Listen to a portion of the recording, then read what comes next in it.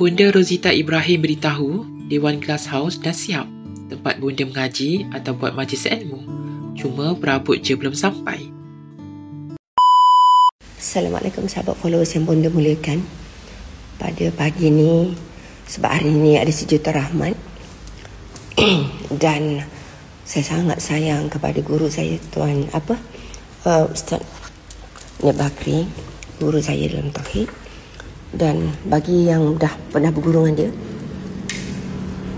pasti akan mengamalkan buku ni, zikir ni.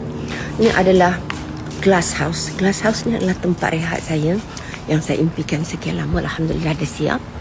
Glasshouse ni sangat-sangat cantik.